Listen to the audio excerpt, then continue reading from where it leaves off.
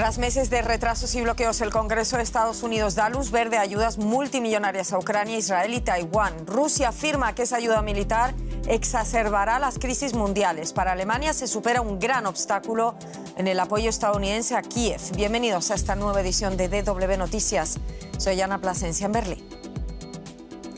El Congreso de Estados Unidos aprueba el proyecto de ley que asigna 61.000 millones de dólares para la asistencia militar y económica a Ucrania. Un apoyo que llega gracias a la inusual alianza entre republicanos moderados y demócratas para derrotar el bloqueo del grupo de republicanos ultraconservadores. Israel continúa sus bombardeos contra la Franja de Gaza, devastada después de más de 6 meses de guerra y convertida en un infierno humanitario, según alerta el jefe de la ONU, Guterres.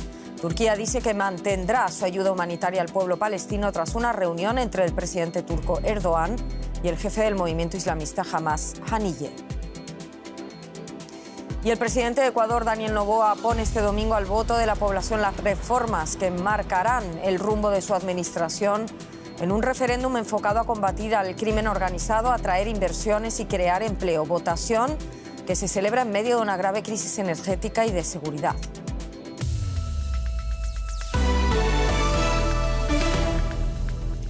En Estados Unidos, la Cámara de Representantes aprobó este sábado un potente plan de ayuda militar para Ucrania, Israel y Taiwán. La mayor parte de ese monto, 61.000 millones de dólares, se destina a Ucrania y su defensa en la guerra contra Rusia. El proyecto de ley, impulsado por los demócratas, llevaba meses estancado en la Cámara Baja por el bloqueo del ala más dura de los republicanos, que se opone a financiar a Kiev. Los legisladores también dieron luz verde a un paquete de más de 26.000 millones de dólares para Israel, que incluye fondos para los sistemas de defensa antimisiles. El monto más pequeño del paquete, 8.000 millones de dólares, va para Taiwán, con el fin de contrarrestar las potenciales amenazas de China. Los textos deberán ser examinados aún por el Senado, pero se espera que sea rápido. José Díaz Briceño en Washington, y el Departamento de Defensa ya ha adelantado estar listo para enviar rápidamente esos suministros militares a Ucrania. ¿Cuándo será y cómo se llegó al final a esa aprobación de un paquete de ayuda a Ucrania que ha sido muy controvertido?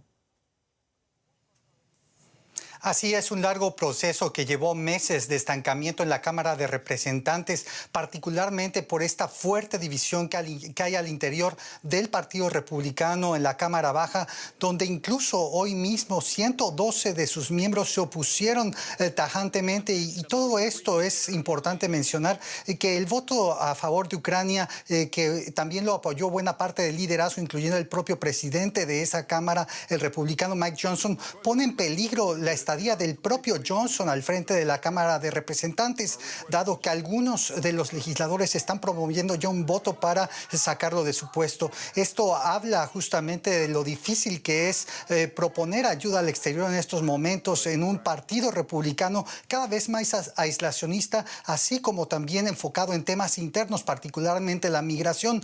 Hay que también decir que aquí hubo un festejo desde el ala más progresista de los demócratas y también los moderados, tanto del Partido Republicano y del Demócrata, porque después de tanto tiempo aquí se percibe que Estados Unidos llega a reforzar esta alianza atlántica. Recordemos, 75.000 millones de dólares habían ya sido enviados previamente desde que inició la invasión rusa a Ucrania.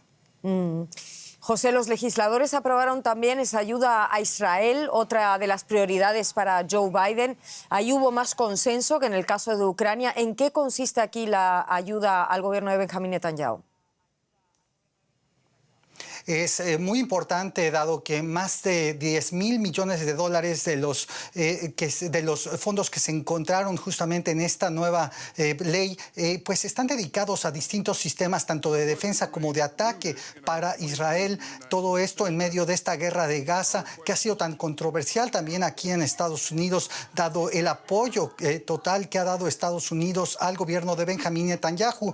El propio primer ministro de Israel festejó esta esta aprobación y aseguró que la votación mostraba el fuerte apoyo bipartidista de Israel, pero lo cierto es que hubo más de 50 votos en contra y alrededor de 40 de ellos provenían del ala más liberal del Partido Demócrata, lo que habla justamente que el presidente Biden enfrenta un costo al interior del ala más progresista. Personajes como Alexandria Ocasio-Cortez, la congresista por Nueva York, diciendo en un comunicado que con esto únicamente se está pues colocando del lado de la historia de un gobierno de Israel que no está haciendo nada para proteger a los civiles en Gaza. División pues también dentro del propio partido de Biden sobre la ayuda militar a Israel. Muchísimas gracias por todo esto, José. Un saludo hacia Washington. Gracias a ti. Y esa ayuda militar a Israel se aprueba el mismo día en el que el presidente turco Recep Tayyip Erdogan se reunió en Estambul con el jefe político de Hamás, Ismail Haniyeh. Abordaron los esfuerzos para lograr un alto el fuego en Gaza, la entrada de ayuda humanitaria a la franja y la liberación de esos rehenes retenidos por la organización islamista considerada terrorista por Estados Unidos y otros países. Haniyeh se presentó en Estambul con una delegación que incluía a otro destacado miembro de la organización, Khaled Meshal. La oficina de Erdogan informó de que la reunión duró 2 horas y media y en ella el mandatario turco urgió a los palestinos a la unidad ante la situación en Gaza. Pues sí, encuentro entre el presidente de Turquía, Recep Tayyip Erdogan, y el jefe político de Hamás, Ismail Haniyeh. Queremos hablar de todo esto con el periodista y especialista en Oriente Medio, Miquel Ayestarán. Miquel, ¿qué significado tiene esa reunión? No sé si me puedes dar algún detalle. ¿Y puede Turquía seguir defendiendo ese papel de mediador en los esfuerzos actuales para lograr un alto el fuego? Ismail Haniyeh y Recep Tayyip Erdogan son amigos personales desde hace mucho tiempo y con esta visita lo que se simboliza es que Hamás no están solos. En los medios israelíes en los últimos días se especula con la posibilidad de que Qatar haya pedido a Hamás que salga de Doha y que cambie de destino lo que es el cuartel general, su oficina en el exterior, y lo que estamos viendo son también movimientos por parte de los islamistas en otras ciudades como por ejemplo Estambul, con esta visita que ha realizado Haniyeh, en la cual digamos que los dos puntos más importantes ha sido la ayuda proporcionada por Turquía a Gaza y por otro lado los pasos más importantes a seguir para alcanzar un alto el fuego. A Turquía hay que decir que la guerra en Gaza le pilló con el paso cambiado cuando estaba en pleno proceso de normalización de relaciones con Israel, reapertura de embajadas y demás, y desde el comienzo, desde luego, no ha desempeñado un papel de mediador tan importante como el que sí ha tenido entre rusos y ucranianos aquí en este conflicto, y pese a que tiene hilo directo con la jefatura de Hamás, como hemos visto hoy, Turquía no está ocupando ese papel de mediador que sí ocupa, por ejemplo, Qatar o Egipto. Miquel, me gustaría hablar un poco de la situación en Gaza, teniendo en cuenta de que sigue sin entrar esa ayuda humanitaria tan necesaria y suficiente a la franja. Solo entra una mínima parte de esa ayuda. El presidente palestino Mahmoud Abbas volvía a denunciar este sábado lo que califica de guerra de aniquilación en curso contra Gaza, lanzada por Israel, y lo que describió como una campaña frenética contra la Agencia de la ONU para los Refugiados Palestinos, UNRWA. Bueno, en los últimos días sí que parece que han conseguido entrar algún camión más de lo que estaba haciendo antes, que no es un gran avance, desde luego, para la extrema situación que se vive dentro de la Franja de Gaza. Y hay que tener en cuenta que todos los camiones que entran tampoco son de ayuda humanitaria. Muchos son material para los propios comerciantes de Gaza que han comprado esos materiales y luego los venden dentro de Gaza. Así que no todo lo que entra es ayuda humanitaria, ni muchísimo menos. Y por otro lado, uno de los problemas es la entrada y el otro es la distribución. Para la distribución de la ayuda, la única agencia con capacidad para poder llevarla a cabo sobre el terreno es UNRWA, la Agencia para los Refugiados Palestinos. Lo que ocurre es que Israel no quiere ver a UNRWA metida en este proceso, y más aún, lo que quiere Israel es acabar con la presencia de UNRWA dentro de Gaza, como han repetido por activa y por pasiva, ya que acusan a algunos de sus trabajadores de haber tenido parte en los ataques del 7 de octubre. Las voces críticas lo que dicen es que realmente lo que Israel no quiere es que siga existiendo una agencia que defiende el derecho de los palestinos, el derecho al retorno de los palestinos a las tierras de las que fueron expulsados en el 48 y en el 67. Una decisión política, eso es lo que dicen las voces más críticas, en un momento donde UNRWA podría tener un papel fundamental a la hora de poder distribuir esa ayuda que, aunque entra con cuentagotas, es absolutamente necesaria en la Franja de Gaza.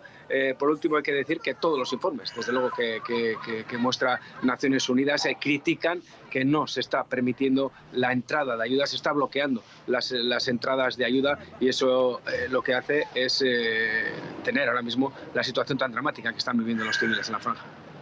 Miquel, muchísimas gracias por todo esto. Y también continúa la violencia en la Cisjordania ocupada en una incursión del ejército israelí que comenzó el jueves y culminó este sábado. Al menos 14 personas murieron, según la Media Luna Roja palestina. Se trata de uno de los mayores ataques en territorio palestino desde los atentados terroristas de Hamás en Israel el 7 de octubre pasado. Por su parte, el ejército israelí informó que sus fuerzas abatieron a 10 personas consideradas terroristas durante enfrentamientos en el campamento de refugiados de Nur Shams, donde viven unas 7.000 personas. Desde el comienzo de la guerra en Gaza se intensificó la violencia en la Cisjordania ocupada, lo que se ha saldado hasta ahora con al menos 450 palestinos muertos abatidos por las fuerzas israelíes o asesinados por colonos israelíes, según las autoridades de salud palestinas. Nos vamos a nuestra región, donde Ecuador acude a las urnas mañana para votar la consulta popular y el referéndum del presidente Daniel Noboa. Hay 11 preguntas sobre la mesa, la mayoría son sobre temas de seguridad, y que es la primera preocupación de los ecuatorianos. En un país golpeado por la violencia y por asesinatos del crimen organizado y del narcotráfico. Pero también se vota sobre el arbitraje internacional con empresas privadas, lo que favorece a los consorcios y el trabajo por horas, una propuesta que los sindicatos consideran va a provocar aún más precariedad laboral. José Villavicencio, presidente del Frente Unitario de Trabajadores de Ecuador, rechaza la pregunta sobre el trabajo por horas que prohíbe la Constitución. El empleo no se resuelve por contrato, no se resuelve por ley. Se tiene que establecer políticas públicas, se tiene que fortalecer la economía. Y conforme está proyectada la economía en nuestro país y a nivel internacional, en el caso nuestro, en el 0,7% de crecimiento, no se puede resolver el tema del empleo en el país.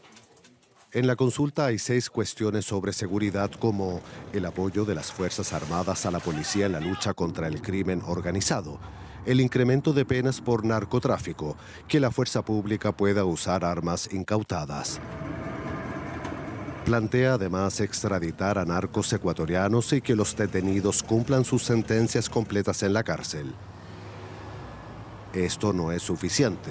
Se necesita atacar el financiamiento de los grupos criminales, opina el consultor Francisco Trejo. Esto tiene que ir concomitante a una norma, a una ley que regule el tema del financiamiento, ¿sí? Porque tenemos que pensar que esta gente se nutre de ese financiamiento, ¿sí? De los millones que ellos obtienen con sus actividades ilegales. Y eso van nutriendo otras actividades ilegales. Por eso hablamos de actividades conexas, como la minería ilegal, el tráfico de armas, el tráfico de personas, incluso ahora el tráfico de órganos, el tráfico de niños. Según las encuestas, el sí impulsado por el presidente Daniel Noboa ganará la consulta, pero hay un 17% de indecisos y los recientes apagones además empeoraron el clima social. El gobierno apostó a ganar apoyo con la captura del ex vicepresidente Jorge Glass, sentenciado por corrupción. Glass fue detenido en la Embajada de México en Quito, donde se refugiaba, tras una operación policial que violó la Convención de Viena y que fue condenada por la OEA y la Comisión Interamericana de Derechos Humanos. Una estrategia arriesgada de política interna, dice la analista y docente universitaria Karina Granja. Noboa, a principios de este mes, también ya enfrentaba nuevos desafíos, como podríamos decir, es el hecho de la economía, que todavía no podríamos decir que ha despegado, promesas de campaña que también todavía vemos que no se están cumpliendo al 100%, un IVA que aumenta después de 20 años, o podríamos decir más de 2 décadas que no teníamos un aumento en el impuesto que realmente toca el bolsillo de todos los ecuatorianos, pues entonces considero que era una jugada muy estratégica. La consulta podría convertirse en un plebiscito sobre la presidencia de Noboa. Un resultado favorable le allanaría el camino a la reelección en los comicios nacionales de 2025. La tenista española Muguruza anunció su retirada definitiva del circuito. La deportista nacida en Caracas llevaba 14 meses apartada de las pistas. Muguruza, de 30 años, sumó 10 títulos, entre ellos Roland Garros en 2016. Un año más tarde alcanzó el número 1 del ranking y consiguió su segundo Grand Slam tras superar en la hierba de Wimbledon a Venus Williams, un triunfo que Garbiñe Muguruza recuerda de manera especial dentro de su exitosa carrera. Con ella nos vamos. En nombre de todo el equipo, gracias por estar ahí. Feliz fin de semana.